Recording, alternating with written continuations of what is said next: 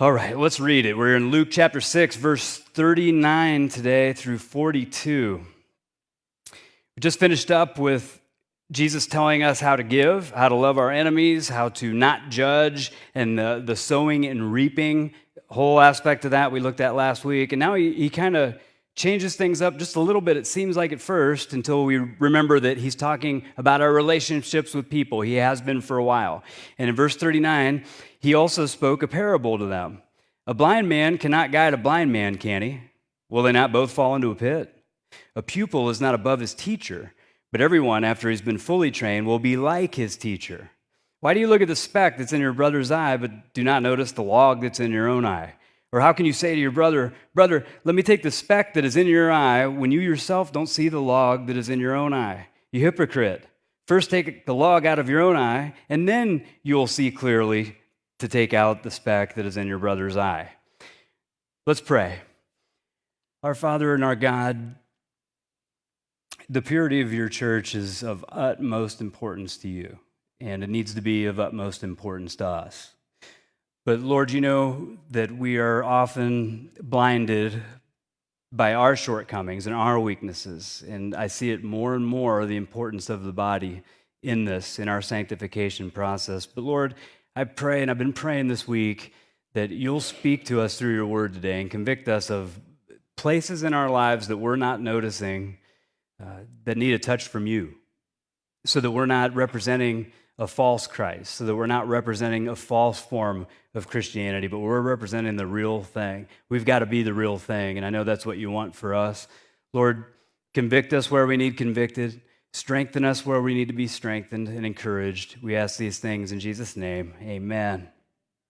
All right, well, you know, if you're joining us here online or you're here for the first time, I'd like to welcome you. And for those that are online, let us know you're out there. Say hi. You know, when we get comments or likes or shares, then the message goes out further. Last week we did great. We had a lot of message going out to places that it hadn't been before. It's gotten us into trouble a few times recently, but it needs to be done. We got to get it out. So please, let us know you're there, like our stuff, share our stuff if you're online. But in our text today, we got a familiar parable. We know this whole phrase here about the log sticking out of your eye and making sure that that's gone before you can see the little speck in somebody else. Jesus is going out of his way here to be absurd. He's trying to get their attention. And you know, I was thinking about this morning. So often that log that's in our eye, everybody else can see it except me. You know, and as you're going through life, you're kind of swinging this thing around, and a lot of times people get hurt by this log that's in your eye because you don't notice it. And when we were talking to the incoming members of our church, this is important that we get this as a body, as a local assembly, that we help each other in this. Now, when we have to correct each other, which we'll have to at times, remember, it's always done with a view to reconciliation. It's never done to drive people out. It's never done to whip people into submission. You know, that's not what this is for. Jesus is so gentle with us, but he's being gentle with us in a place that is pretty serious as we look at our text. So we have to deal with the text, and I want to. But there's an aspect of this that I'm not really sure that all of us have gotten before. There's something here in this that I really want us to see. And Jesus, when he's talking, chances are he's got the religious people in mind, the religious leaders in mind when he's saying this. He knows that they're coming with the crowds and they're watching what he's saying or trying to trip him up or catch him saying something that they're not happy with.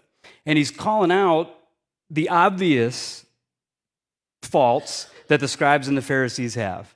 They have this works-based religion sticking out of their eye. And so no doubt he saw a few of them in there, and he's probably making sure to say it loud enough so that everybody can hear it. Earlier he was talking to his disciples, and somewhere along the line here he said, to everybody, now I'm talking. This sounds like it's probably pointed at the religious leaders, you know. But yes, they're self-righteous, and they can't see it, and he's calling that kind of a thing out, but most of us in this room, we're not teachers. Okay, so we have to find out how this can apply to us. Teachers per se. There's the line, per se. Yeah, every time I say that, it's an inside joke. I don't know. So it might be easy for us to look at stuff like this and miss an important application that really should be speaking to us by thinking that this isn't pointed at us, but it is. Because discipleship is all of our responsibility. And so when we start to look at it that way, we're talking about all of us being teachers. We're all learners. And we're always going to be learners until we reach glory because we're never going to be perfected in this life. We're becoming Christ-like more and more and more. But that means that for our life long, we're disciples. And for our life long, we should be raising disciples. Now, that's going to change over the course of our life. You know, somebody that taught Sunday school for years and years gets to a point where they can't teach Sunday school anymore. Their physical body just won't let them. But they still disciple in other ways, and I've been noticing these things pretty often, especially with what's gone on with Jan Davis. Her funeral was this week, and thank you, those of you that have been reaching out to the family and with Mary and George, and just that represented the church at her funeral. That was really awesome. She deserved that, and I was proud to see our church show up the way they did. But those little things that we do, that's part of our discipleship, and people are watching those, and that's training them too. So we're teaching people all the time, guys. Discipleship happens all over the place, not just at the church. I've been trying to say this for years now, but it happens at really big, important places, the home. That's where it should be. That's the biggest discipleship opportunity any of us have if you have kids or a spouse. It can even happen out at work. It can happen with friends. We're discipling, we're teaching, we're representing all these things. And discipleship requires relationships. You can't do it without it. It's not just a classroom. It can happen in a classroom, but that's not the only place. If we make discipleship have to fit a classroom between this time and this time, we miss the point. Jesus is living with his disciples. Now, we're not going to all go live in a commune, but we should have a relationship with each other, that we see each other more than just an hour. Not all of us. I get it. You're going to be closer with some, closer with others. There's a big kingdom out there. It's not just this church. There's a lot of ways that we can be discipling and sharing and representing. But one of our goals here is that people who attend EMC will start to learn that discipleship isn't something extra that we do. It's just what we do. That's what we want to get ingrained into us, right? Because ideally it takes place whenever two or more Christians are in a relationship with each other as friends or as family. It's an ongoing thing. It's life training. It's learning how to deal with situations like Christ would. It's learning how to navigate situations like Christ would. We're growing in knowledge, and then we take that knowledge and we apply it to our lives, not so we can keep it, but so that we can pass it down to somebody else. That's important. That's what discipleship is, and it never stops because we're never finished growing. It's just becoming a lifestyle for a faithful Christian. We're doing life with others as followers of Christ, representing him well, helping others to do the same. Being purposeful and being intentional in discipling others is the goal for all of us. It should be. And in our text today, Jesus brings to my attention a pretty key aspect of discipleship. He's given this discourse. We've been looking at it for a few weeks, called the Sermon on the Plain. And he's already been dealing with human relationships in his sermon with the enemies, and then how we treat people and how we should think about all of that goes into that and act toward people. It should be like Christ. We're imitating him. We're trying to put his teachings into practice in our lives. But the whole Christian church depends on us being obedient to the Great Commission. Okay, this is where it all starts. And I think I have a slide here for you. Yeah, there it is. Jesus came and spoke to them, saying, "All authority has been given to me in heaven and on earth. Go therefore, make disciples of all nations, baptizing them in the name of the Father and the Son and the Holy Spirit, teaching them to observe all that I commanded you. And lo, I am with you always, even to the end of the age." Now, we have to be, when we see that, we have to be about the business of making disciples. That's our job. Now, discipleship is every bit as important as evangelism, every bit as important as worship, and too often we've gotten it flip-flopped, where worship is the big deal, it's the big draw, that's why everybody comes, but that's not, we can worship all the time, and act of worship can be making discipleship. It's about giving God glory. That's what's important here. Discipleship gets lost in the shuffle, and then we feel good about ourselves because we have a class. It's more than a class, guys. It's got to be more than a class. And it's really easy to get off track. And when we get off track, we confuse the whole mission of the church. We bring this up quite often. We tend to put more emphasis on things that cost us the least. And because of that, discipleship suffers. You know, we tend to be consumers. We go to a church, what can it offer me? Oh, I've got to do something. No, I don't want to do. And then we try to substitute discipleship. We keep people busy. with a lot of activities, a lot of services, a lot of ministry opportunities. Look, that's all fine and good, but in here, when we're together, this is where your spiritual giftings are meant to encourage the body.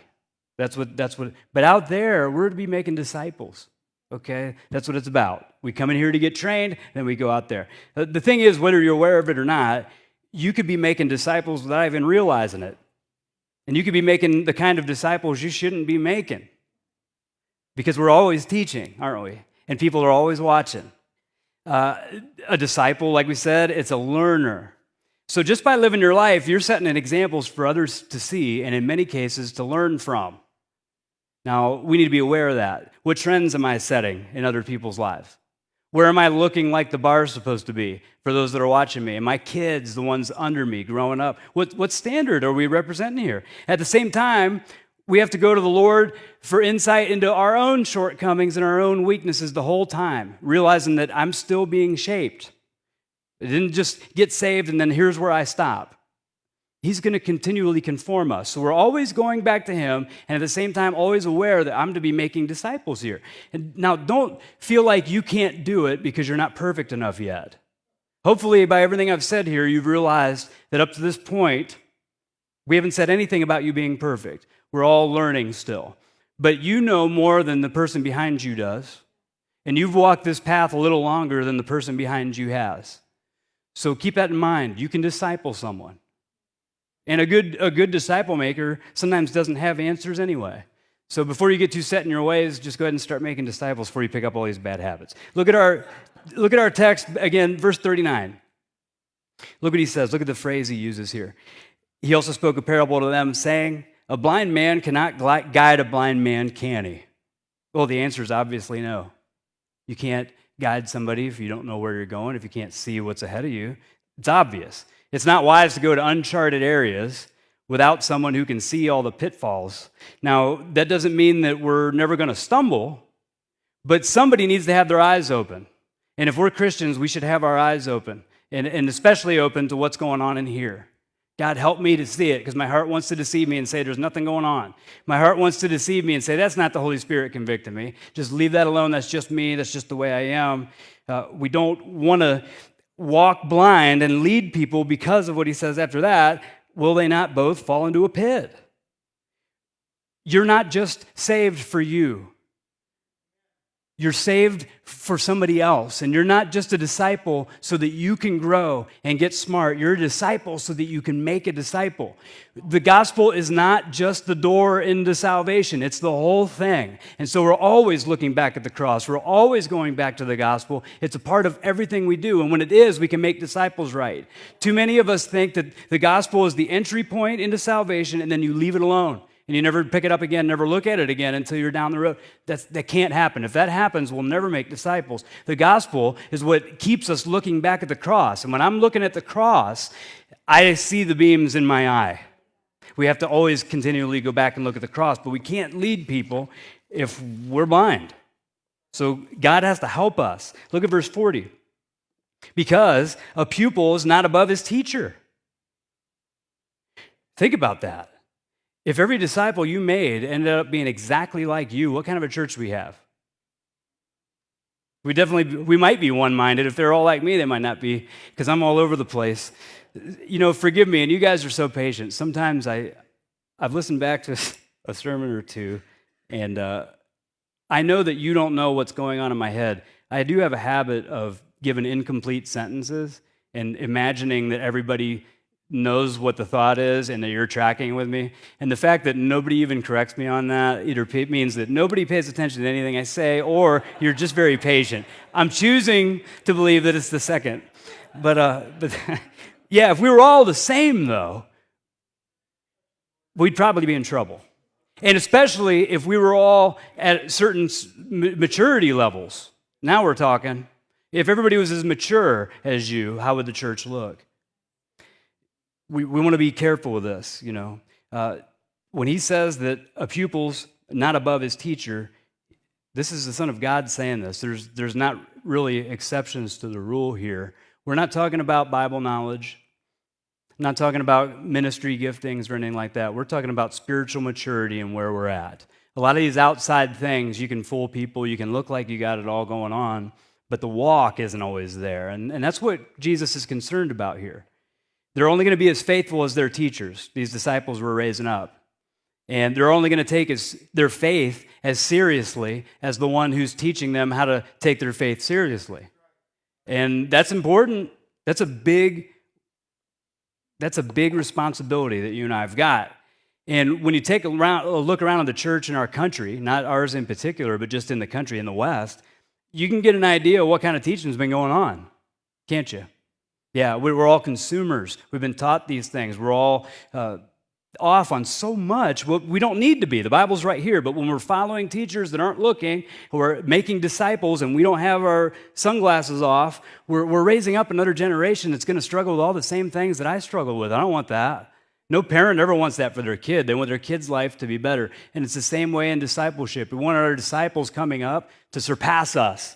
Let's help them, gear them up so they don't fall in the same pitfalls that I did all the way. I want them to grow up faster and stronger than I did. If we're inept disciples, then the future is only going to give us more of the same at best.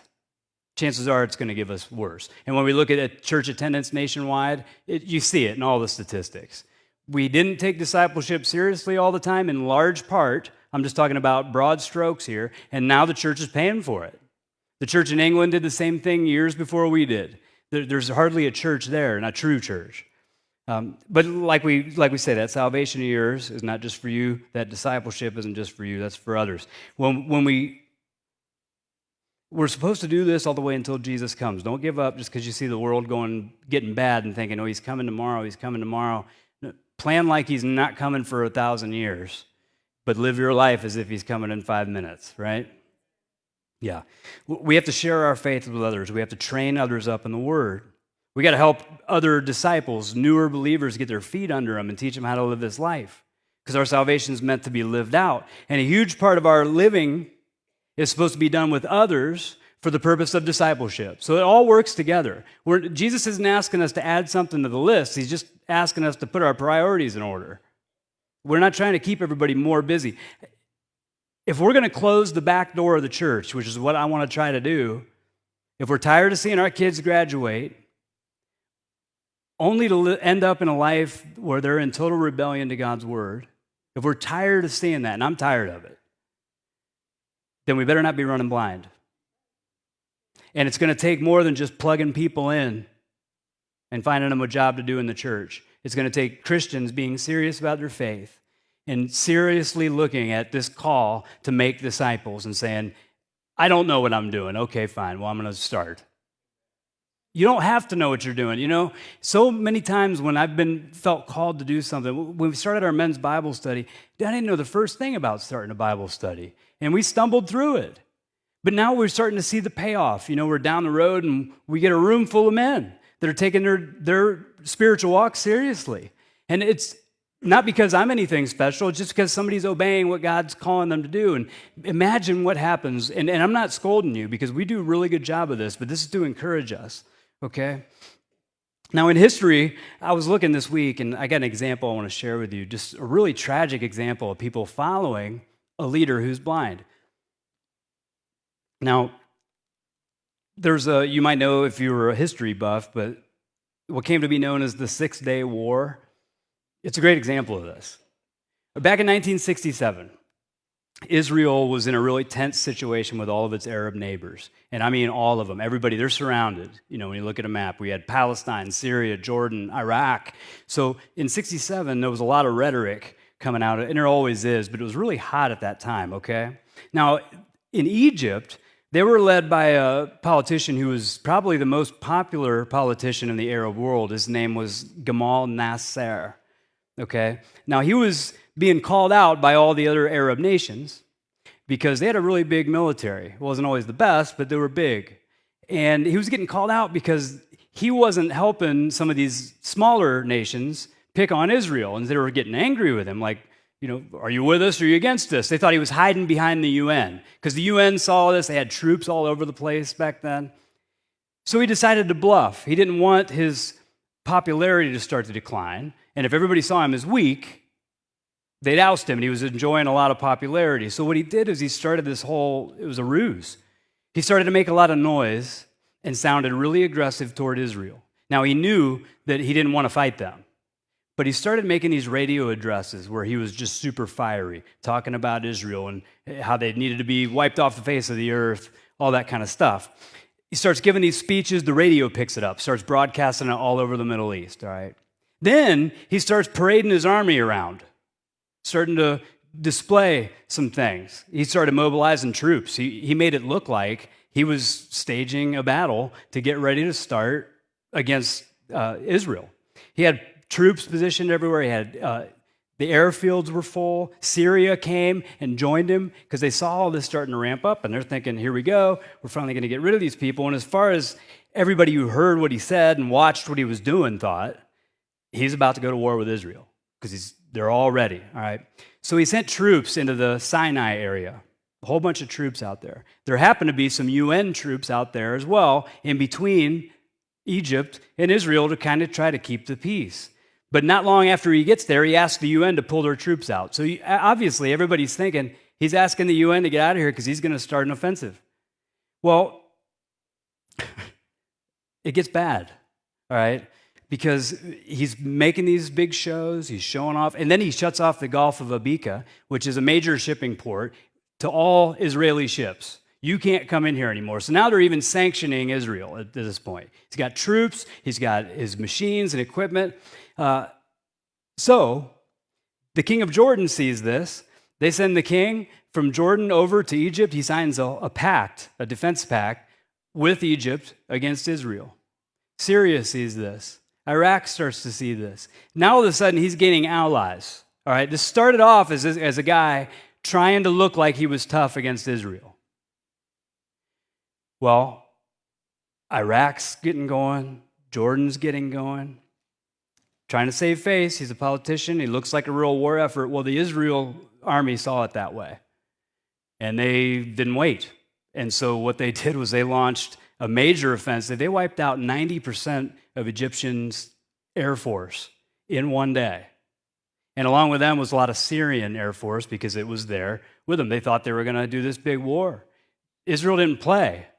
They went and did that, and not only did they do that, this preemptive strike goes against the air, and as soon as they controlled the air, they started sending the ground troops in. So they seized Gaza, they seized the Sinai Peninsula. All this happened in 3 days.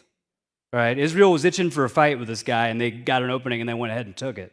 Total rout. So 2 days later, they took control of Jerusalem. They took control of the West Bank, pushed all the Jordanians out of the area completely. So people are retreating. Israel's taken ground all over the place. It was catastrophic for Egypt and for Jordan. And so the UN steps in and tries to get them to sign a ceasefire, and they did. They signed a ceasefire right away. Syria didn't. They decided to hold on, which was stupid for them, because on June 9th, just 5 days after this whole thing started, Israel launched an attack on them, and they took the Golan Heights in one day.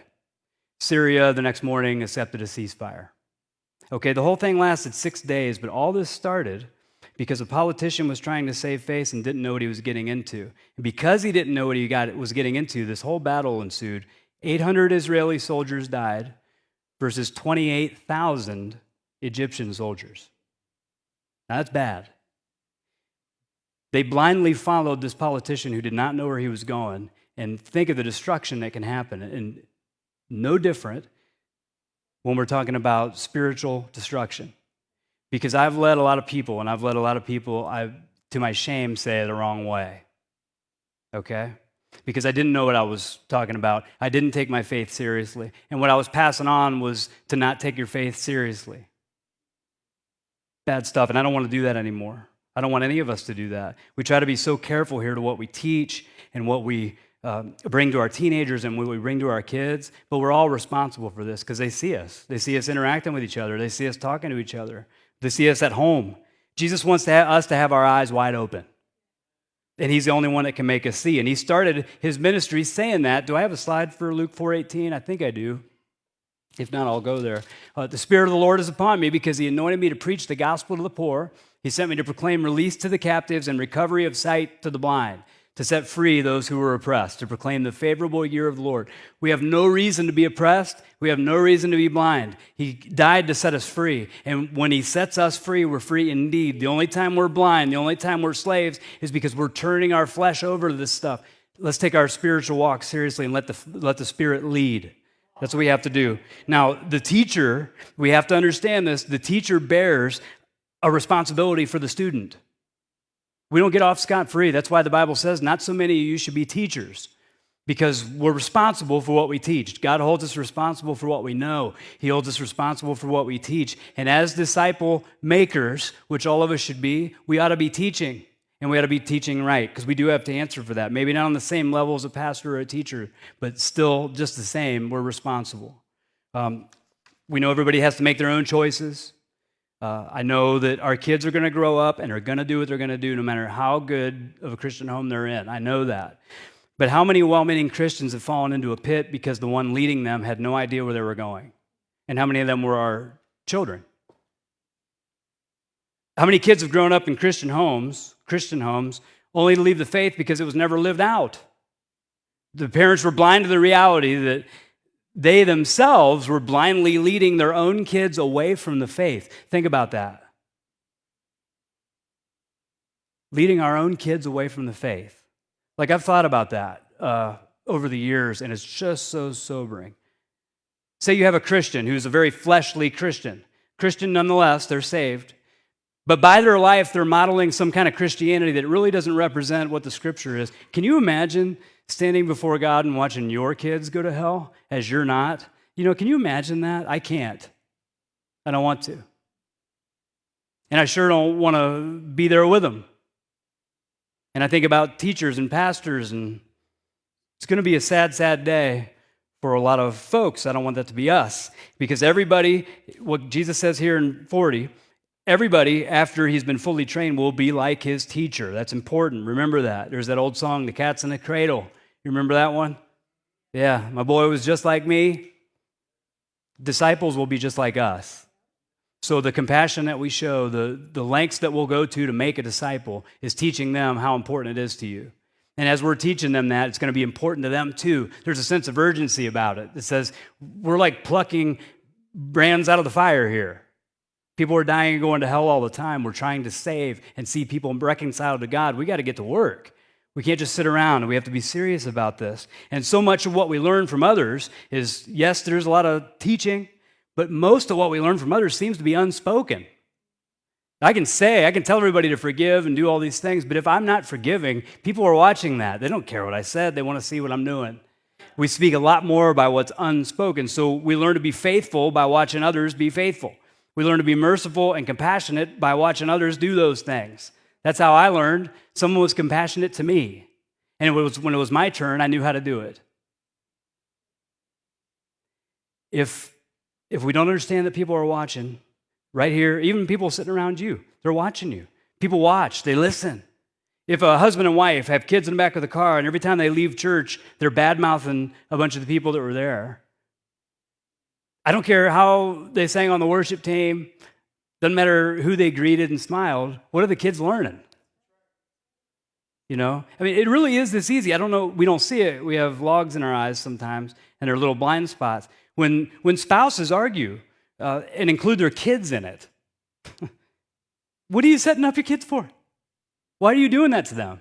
You're telling them this is how you deal. It's not how you deal. Adults deal with it.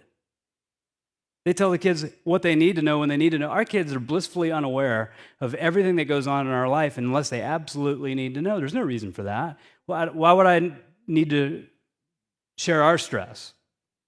We don't have any, though. We have a perfect life, don't we? Yes.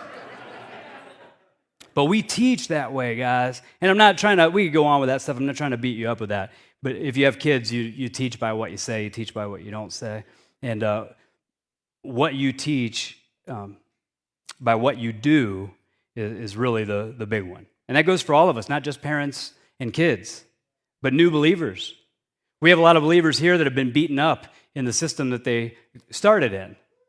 And when they get beat up and come here, they need to learn how to treat people in a way that they've not seen. We're dealing with fragile believers sometimes, and we have to teach them. The last thing I want is now, look, we're maturing. We don't always handle things right. A lot of the church hurt is on us at times because we can't forgive either. It's not always everybody else. But look, we can model this stuff, and we need to model this stuff. I can tell everybody all day about saying nice things about people, but if I'm trashing everybody behind their back, that's what I'm teaching. And I can talk a good game about being faithful and disciplined, but if I lose my cool in front of other people all the time, if I disappear from the body for long stretches at a time and I can't be found, I'm not teaching faithfulness and discipline. I'm just not. Don't be blind about this, because a lot of us have fallen off track because we didn't know what we needed to know at a certain point. Or we were set up to fail by following patterns that we saw in others, that we're teaching without teaching. We got to be aware about this and stop it from happening to those who are watching us, because I don't want to see our new believers and our kids grow up to repeat the same mistakes that some of us did. And we have a lot of professing Christians in pews all over the place that don't know the first thing about even forgiving people. That shouldn't be, because we haven't always been taught. So it's up to us to say, God, help me. Let me start it here. We got Christians that can't share the gospel because they haven't even heard it. They haven't heard it in their own churches. Or we've never seen somebody be merciful to a person that's wronged them. A lot of us have never seen that. And so many Christians don't know what sanctification is. Christians don't know why we celebrate communion. See, I'm telling you, discipleship's really important because it covers all of these things. And if you're a leader in this church or not, watch how you live, because people are watching. Look at verse 41 and 42. Why do you look at the speck that's in your brother's eye, but don't notice the log that's in your own eye? And this would have got their attention. They would picture just how absurd this is. Jesus is talking about an actual log. When you look at the Greek word used there is not just a little stick. He's talking about like a whole piece of timber sticking out of somebody's eye, because it's obvious to everybody else, but it's not obvious to the person. And that probably is the biggest shame of all this.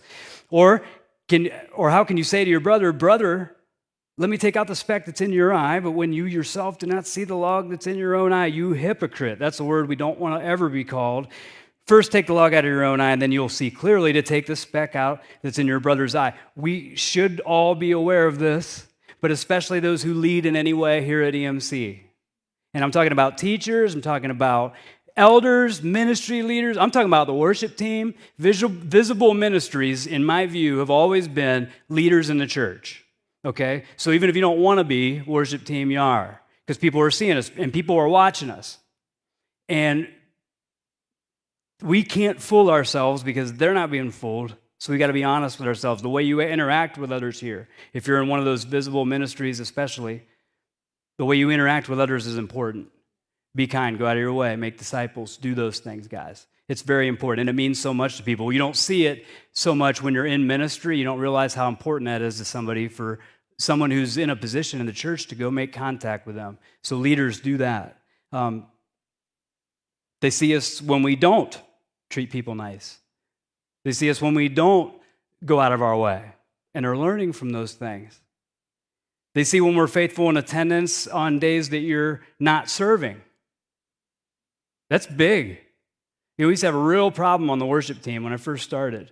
We had rotations, and we did away with it because what would happen was the people that weren't on for that Sunday just wouldn't come. We had Bible studies going on. Like, you're already not in a Bible study because we used to practice in here on Wednesdays. So you're not getting fed, but then when it wasn't their week, they wouldn't show up. Oh man, we pulled the plug on all that. Can't have that. You know what I mean? And not that everybody has to be here every Wednesday. We're commanded to assemble, and that's for Sunday morning. That's what the Bible's talking about. It's not talking about Wednesdays. But it sure is important that new believers especially gather into the body and start to learn who the body is. And if they don't see the leaders doing it, they're not going to do it. I can't expect them to do that. So we have to do those things. They see when we're here, they see when we're not. How can we ask the ones that are coming up behind us to do something we won't? We can't, because they'll see exactly what that is. It's hypocrisy. I don't want to be hypocrites. People are watching. Christians are watching. Unbelievers are watching. They see the good, the bad, the ugly, unfortunately. And those things, in turn, teach the ones coming up what's acceptable and what's not acceptable. And so often we're teaching them what's acceptable are things that aren't really acceptable. Social media is a big problem for us, and I'm going to go ahead and say it. It should be the biggest asset that we have. That's the marketplace now. That's the public square. It should be the best resource we have, but it's not for too many of us, myself included. I see memories come up, and I'm thinking, what was I thinking? Delete, delete, delete as fast as you possibly can. Oh, I was a total bonehead on social media for a long time. So I'm not trying to pick on anybody here, but we have the ability on social media to exhibit self-control or show a lack of it. And this is in front of a lot of people. We can show how needy we are because we always need constant affirmation from everybody, and we put out cryptic messages so people can say, what's wrong? We do it. You can always tell when somebody got in a fight at church because then they're posting all kinds of scriptures, about take the log out of your own eye, and yeah. But you can see it. But listen, think about what this is showing people. Post scriptures, please do. But you know what I mean? Like if I'm always showing people my selfies all the time, it's just over the top because I need people to tell me how good I look. You know what I mean? What are we reaching for? What are we presenting? Because we say as Christians that Christ is all I need. But I also need some affirmation from almost everybody on social media that I don't even know. I also need people to take my side in this issue. That's not presenting that Christ is all I need, okay? It's a big problem for us. We could be teaching them that Christ and everybody else's affirmation is all I need just by what we post. If I'm always fishing for compliments, trying to do those cryptic arguments, I can guarantee you that I'm showing them that Christ isn't enough. That's what I'm teaching by not saying it. It's just one of those things. We're teaching and modeling that I need people to build me up and stroke my ego all the time. Let's not teach that. Let's not model that. That's not what we want to be teaching. That's a blind spot for us. 1 Timothy 3, 8 through 13, this is a qualification for deacons, which are servers in the church. But all the qualifications for deacons and elders are basic Christian living. They're just trying to make sure that these people are actually doing what they're saying, because so many times we profess Christianity, but we don't live like it. So if we want to serve in the body, we have to make sure we are. But this is for all of us. Look at this as we read it and think about, are all these things in my life under control here? Am I lining up with this? Deacons likewise must be men of dignity, not double-tongued. So they're not talking about people behind their backs. Is that a blind spot for you? Could be. Could be. It could be that not just talking about people behind their back, but in here, we're talking about the things of God and the things of God. But out there, we're all caught up in everything the world's doing all the time, 24/7. That's all we care about. All the negative that's going on, that's being double-tongued as well. Is that us? Is that a blind spot? Or addicted to much wine? Is that a blind spot for you? Don't excuse it. Please don't. We let things go a little too far, and before you know it, you're all the way off the cliff, and you don't know what to do to even recover. We can stop these things now. That's what today is about. Ask God, is this a blind spot for me? Or fond of sordid gain? Are we honest with what we earn? Do we want to, always have to have side gigs going on all the time, and maybe some of them aren't on the up and up? Maybe we don't really show up when we're supposed to for work, and we don't really stay as long as we said we did. That's sordid gain as well. Is that a blind spot for you? Because that'll keep us from modeling what Christ wants us to be modeling. But holding to the mystery of the faith with a clear conscience. Do you have a clear conscience this morning? Or has God been dealing with you on something that you keep saying, no, I don't want to hear that. No, I'm not listening to that. If that's you, today is your wake-up call. That's a blind spot in your life. If God's been dealing with you, don't say no any longer. You want to have a clear conscience. These men must also be tested. Then let them serve as deacons if they're beyond reproach. Women must likewise be dignified. What's dignified? The opposite of sleazy. That's what dignified is. Not malicious gossips. And this applies to men and women. But we talk about people behind their back. We can't do that. That's a blind spot. And what we're teaching people is that that's okay, regardless of the front we put up, that's not okay. We can't do it ourselves. There's logs in some of our eyes, but temper it, where we can control ourselves. And that applies across the board. It's really easy For some of us, we might have addictive personalities. I know I do. I find something I like, I just want it, and I want only that, and I want insane amounts of whatever it is. We can't be like that. Yeah, I got convicted over Mountain Dew of all things. I was drinking so much of it. It was like, wait, that's not showing a whole lot of self-control. And so what I am teaching, even though it's a joke that we can laugh about, I'm teaching that I'm allowed to just let loose in a few areas because this one isn't sin. Sin is anywhere we don't use self-control and go to excess. I don't care what it is. You know what I mean? We got to be careful. Is that a blind spot for you? Faithful in all things. Are we faithful in all things, or do we drop the ball? Do we give our word to people and then have to bail? That's not a good look. And it definitely shows people that character doesn't matter much to me.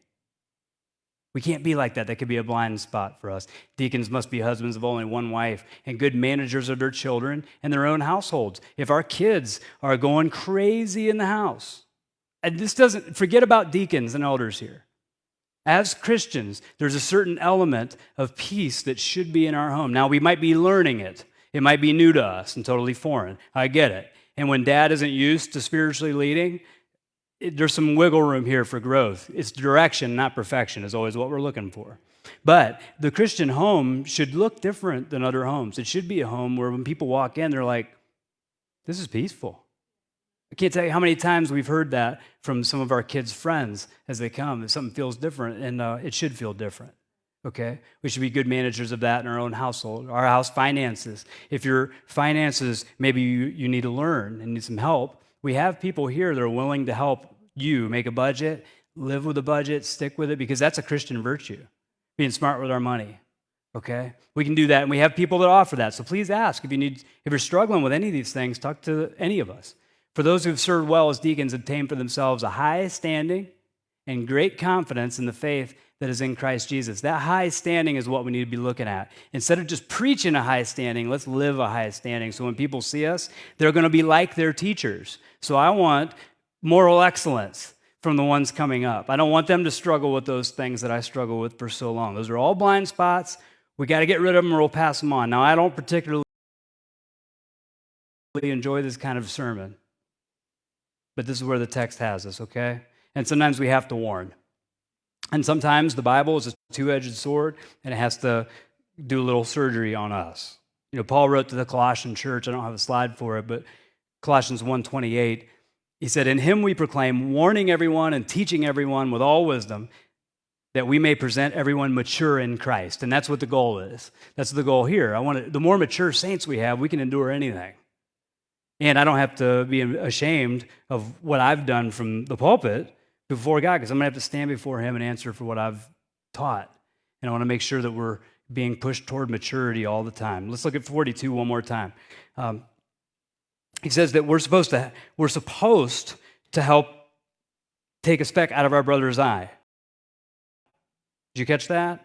He first starts to say, let me take the speck that's out of your eye, but you got something in your own, so you can't do it. You hypocrite. First take the log out of your own eye, and then you will see clearly to take out the speck that's in your brother's eye. We're supposed to help take the speck out of our brother's eyes. And that's part of what church membership is about, so that you know that you're obligated to your brother and sister to help them. But we have to just make sure that we're always taking the log out of our own eye first. Otherwise, we're hypocrites. And we can't afford to be hypocrites in the world that we live in today.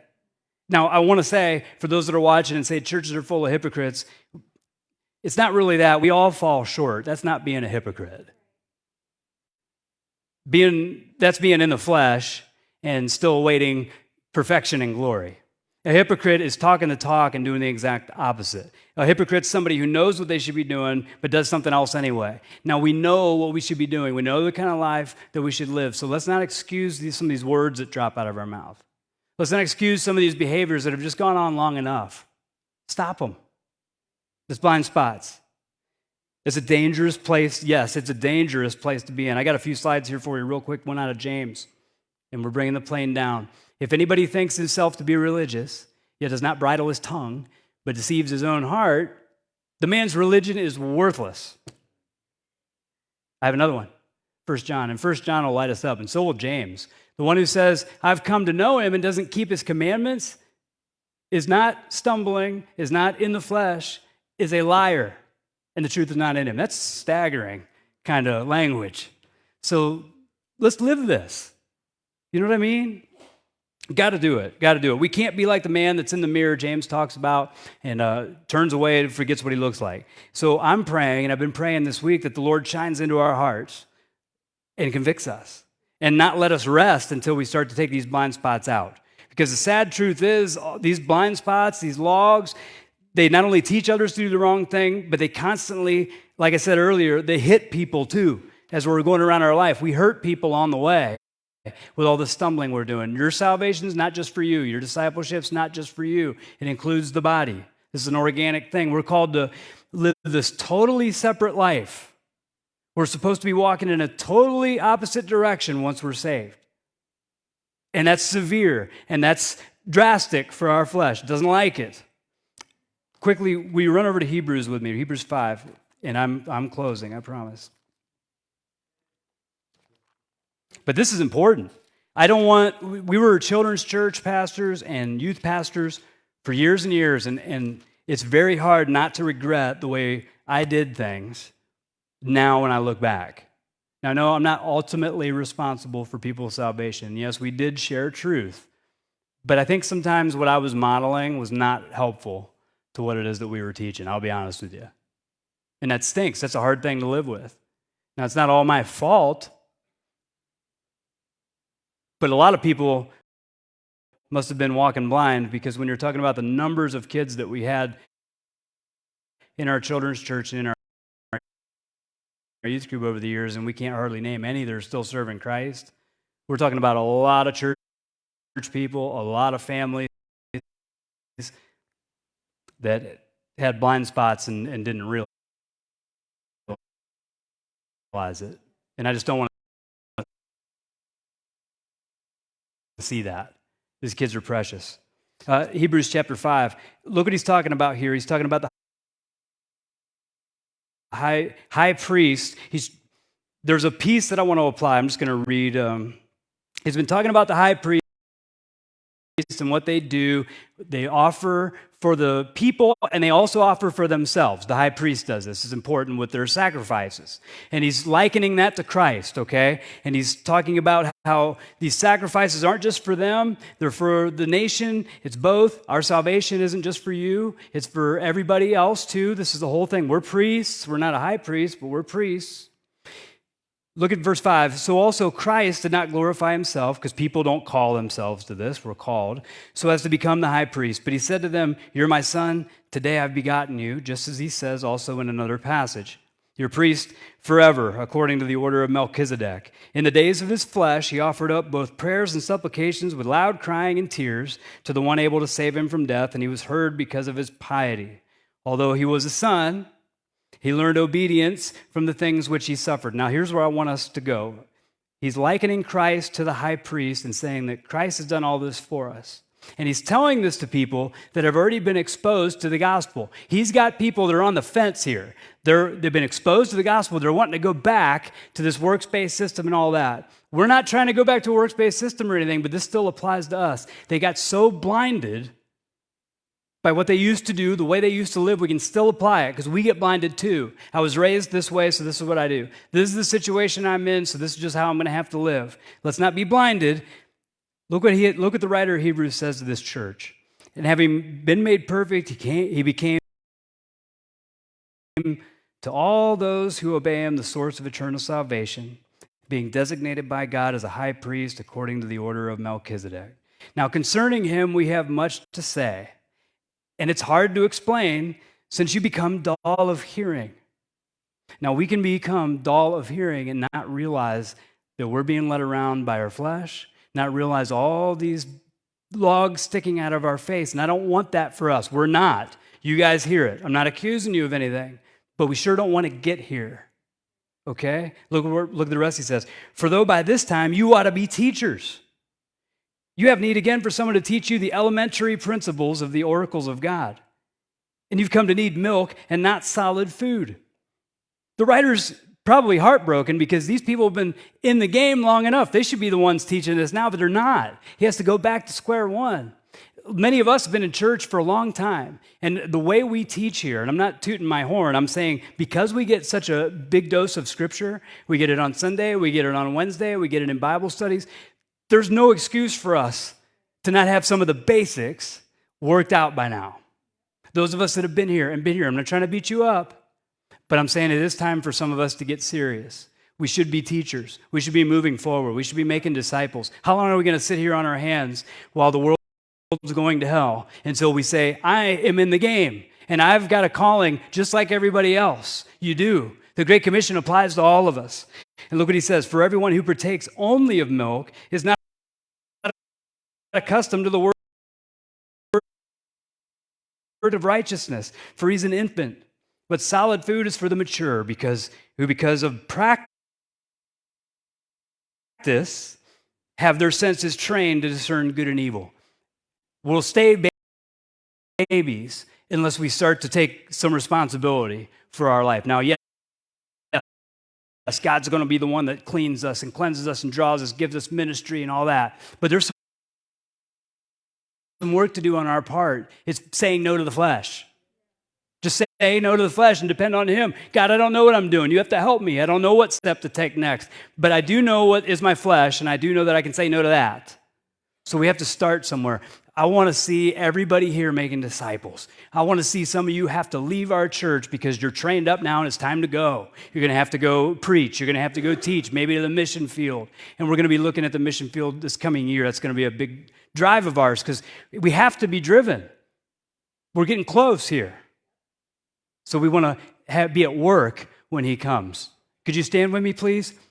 Look, we got training to do. That's all I know. And we have teaching to do. And it's not all done in the classroom. It's done in real life, 24/7.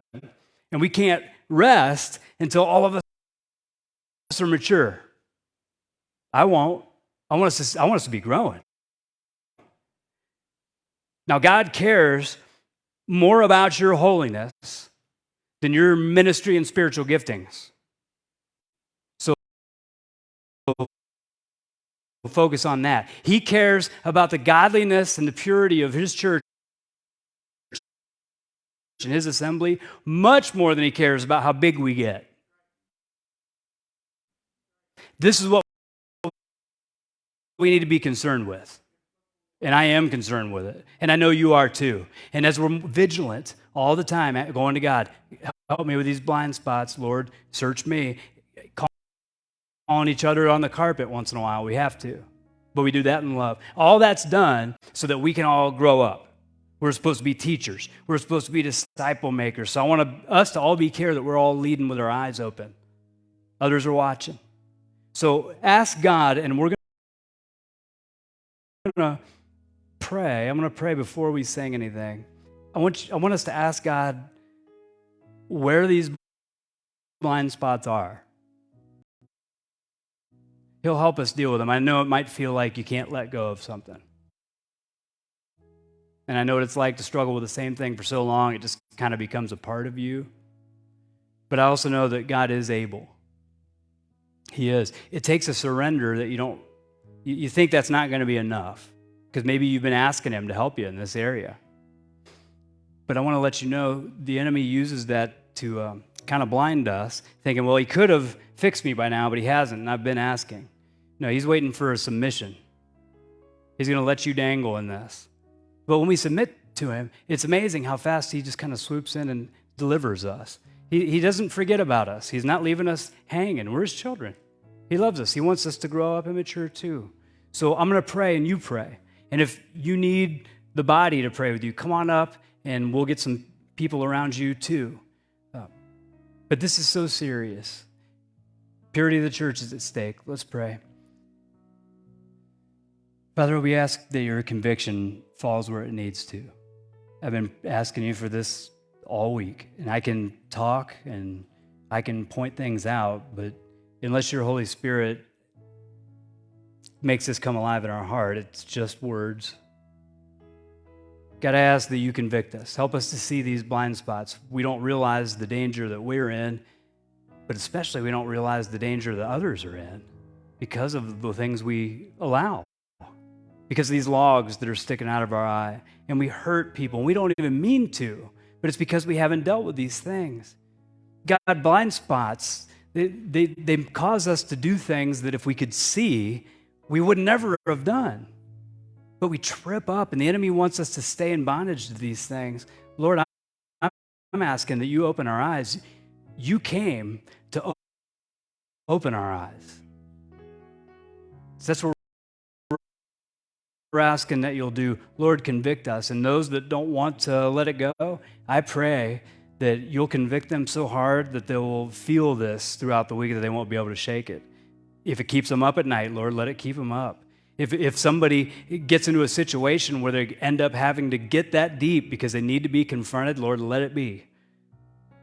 They'll have a soft landing in the body here, but sometimes sin needs drastic measures to be cut out. And God, that's what we're asking that you do. I praise you for what you're doing in our church, and I'm so thankful that we are seeing so much growth. And not with numbers and finances necessarily, even though you bless that too, but God, spiritual growth in individuals is what you're after. Let that be our heartbeat as well. So this discipleship, help us to take it seriously. Help us to see our kids as not just people that live in the house, but people that we're responsible before you for. That we'll start to disciple them, that we'll start to take a little more interest in the newer believers, the hurt believers, the ones that are seem to be on the fringe maybe in our own church. Help us be aware of that. These blind spots, when they're gone, we'll be able to see it. So God, please help us. We ask these things in Jesus' name. I know it's your will, so I know you'll do it. Amen and amen. Can we sing this?